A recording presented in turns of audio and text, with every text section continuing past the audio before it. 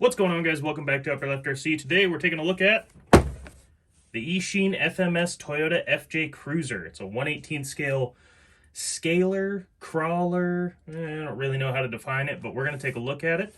Thanks to Banggood for sending this to me. Let's bust it open, see what we think. All right, so first things first, we got to bust this thing out of its pretty awesome packaging, actually. FMS always has really good packaging, especially if you're going to carry these around. The Atlas and Katana and other models that I've gotten from them come in pretty much identical packaging, and I really like it. So we got the user manual, very thick, lots of pages. We don't need that. We've got a charger and a little wrench tool and an extra battery, which is nice, or I think it's an extra. I'm pretty sure it comes with two. Yeah, it comes with two. There's another one under the hood here. Let's take a look at the truck. So we've got, let's just pull this out until we're ready for it. And I think the hood should close now. Yeah, there we go. So this is a Toyota FJ Cruiser. It is licensed, or at least it looks like it is. It's got the little Toyota emblem right down here. This thing is super detailed, 1/18 scale hard body. And yeah, it's got a nice look to it. I really like all the detailing. Tires are nice and soft and supple. These are pretty much identical to the ones that come on the Katana. Let me grab that and we'll do a little comparison. All right, so the other thing I hadn't taken out of the package yet is the controller. It's got a decent look to it. Nice grip, good size, especially for the scale. A little bunch of controls back here. And I kind of tinkered around with the manual because I saw that the buttons, there's a bunch of different sequences you can do for lights on this. It has quite a few lights, so that's pretty cool. A little button on the side here, not sure what that does, but we would pop. Oh, it's got, kind of looks like the front of a car, like a Lamborghini or some sort of Italian supercar front end with some like headlights here, which is kind of cool. Keep that over there. And this, let's plug this in. That battery go. So there's a little slot back here in the back. You can slide the battery, tuck it away. It is kind of a bummer that all the electronics are so exposed. It'd be nice to just have a hard cap over them all, so I'm not bumping resistors and transistors and whatever else is under there. But plug it in, tuck the wires away. Should close right up. Yep. Need to turn it on. And bam. We're ready to go. The lights stopped blinking on this, so we must be paired up and ready to roll. Got blinkers, just kind of nice. We've got no headlights or tail lights. We got blinkers back here. No blinkers in the back, just in the front. And then let's take a look and see if we can get these. Oh, headlights, okay. So we got headlights and blinkers. We've got brighter headlights. Don't know if that came across on camera that they got brighter. And then we've got hazard lights, which doesn't affect the blinkers whatsoever.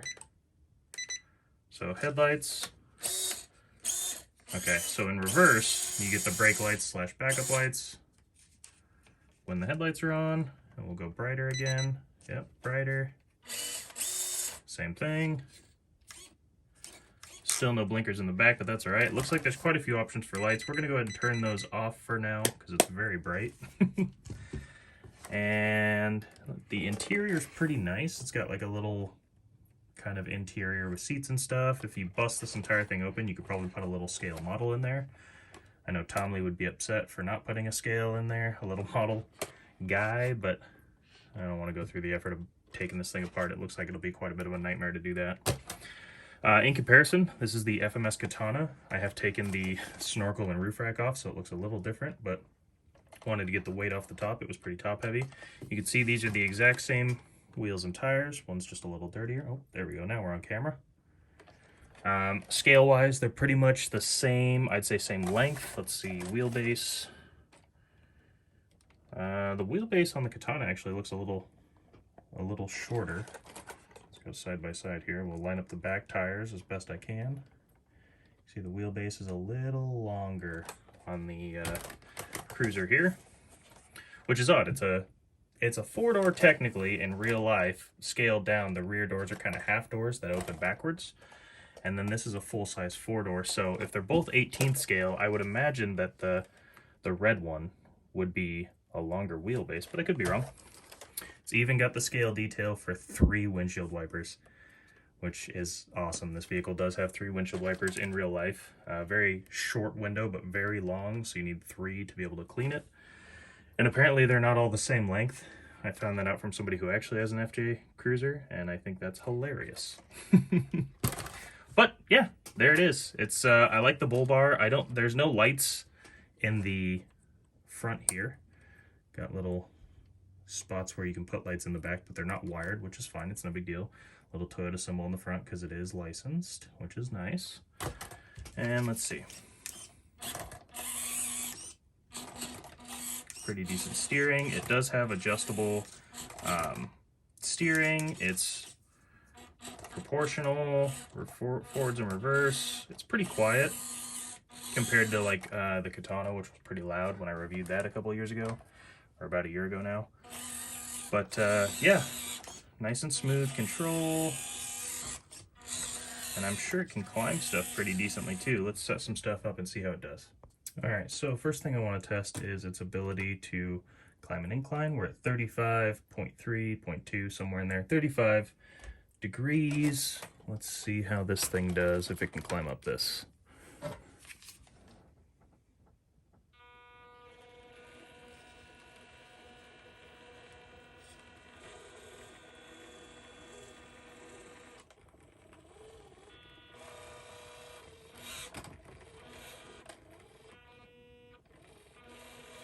So under load it can crawl just fine, but when I let off completely, it just rolls back on its own. Doesn't quite have that built-in ESC brake, or maybe there's a setting for it that I haven't looked up yet, but it can climb 35 degrees. Now that passenger side tire does lift a little under load. You can see it in the air there, but it seems to be handling 35 just fine. Let's see if we can go any higher. All right, we're at 40 degrees now. Let's see. First off, can it pull itself up on there? No, I should have got the rock out. But if we set it on there, keep a little bit of throttle so it doesn't roll all the way off, it can handle 40. Seems to be doing just fine too. Still has that passenger side tire in the air, but doing well. Let's go up. All right, 45 degrees. Give it a little helping hand to get up there, and man, we are hanging that passenger side tire in the air hard, but it can still crawl just fine. Nice and smooth. Now when I let it roll backwards, if I let it roll backwards and then try and catch it, obviously we catch an L on that. But as far as its raw capabilities, I think 45 is right about the max limit. All right, tire compound has a lot to do with grip when you're crawling on rocks, but this little pile here, let's see how this thing does. Nice slow control. Oh, there we go. Got some grip. Nice. Drug the rear bumper a bit, but we made it across. Let's try and go back. This side's going to be a little harder. That bumper's hitting, so let's see if we can get the tire up there first. And decent articulation right out of the gate for these stock springs. I mean, we've got quite a bit of gap here. The other side is fully collapsed. And with not much clearance, we're still able to get up and over just fine. Nice.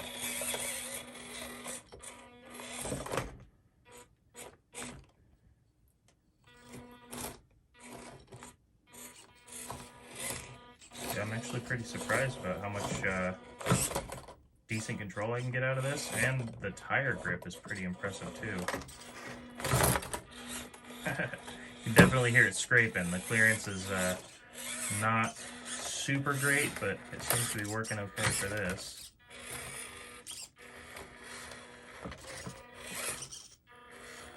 Oh, hit my space bar.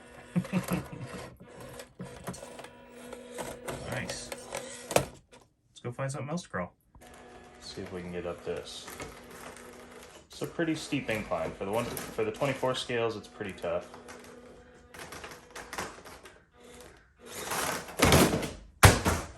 Oh yeah! Well, I'll give them this. Nothing broke on it. The hood didn't even pop open. Everything still seems to work just fine, so let's give it another shot.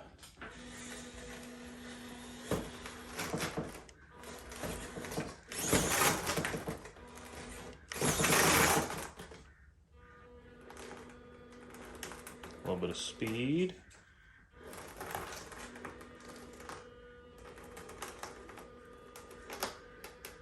Oh yeah, come on, come on. Aha! Alright, we were able to make it up that, but can it make this turn? Now I imagine it's gonna be a 200-point turn, and I've already messed it up. Let's try that again. Not only is it wider, it's quite a bit longer of a wheelbase than what I normally run here, but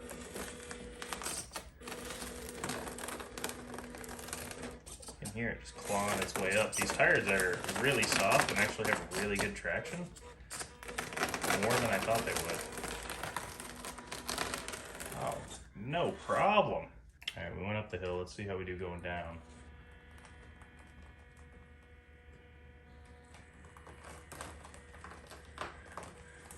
Nice and slow. Oh yeah. Oh.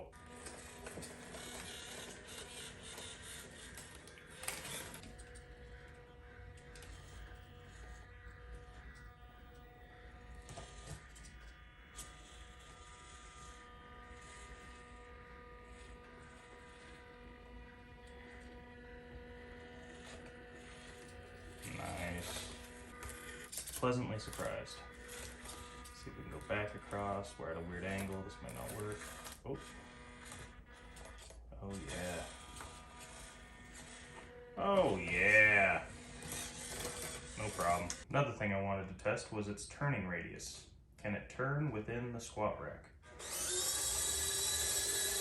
Woo. Just barely. It's nicking it on the way by, but I'm going to say that's a success. You also might be wondering how fast it goes. Well, we're at 1.9 speed, whatever that means. And it'll hold right there. So its top speed is 1.9 on a treadmill, whatever that means. Like me, you might be wondering, but how much weight can it carry? Let's find out. 2.5 pounds. No problem. 5 pounds.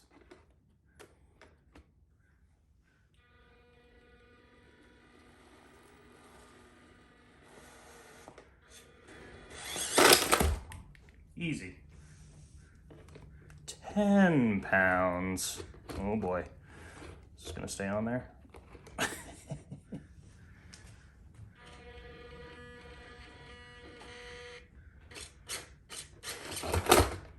10 pounds might be the limit.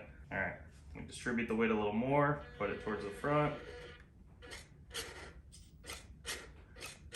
It wants to. Here's a very common scenario. You've had a bonfire recently. Now you want to crawl through the burnt remains. Can this thing make it? As a matter of fact, it can. Look at it go.